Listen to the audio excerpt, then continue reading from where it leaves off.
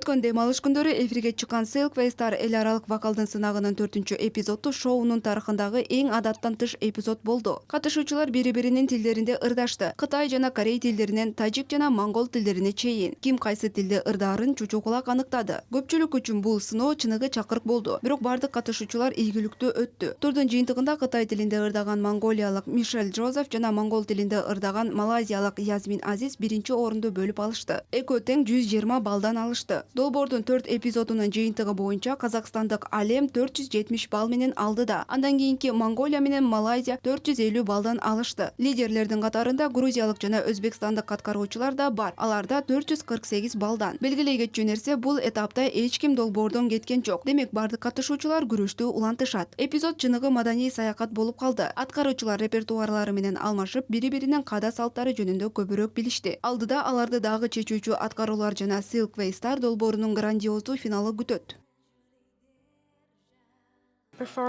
Бул укмуштуудай аткаруу болду, бирок баары жакшы өттү. Мен өзүмдүн бийчилериме жана музыканттарыма ыраазычылык билдиргим келет. Алар абдан күчтүү чыгышты жана мага да ошол энергияны беришти. Алар мага жардам берип, колдоо көрсөттү десем болот. Менин аткаруумду эмне өзгөчө кылат? Мен мурда эч качан ырдабаган, атүгүл сүйлөбөгөн тилде ыр аткардым. Баарын туура айтып, ырдадым деп үмүттөнөм.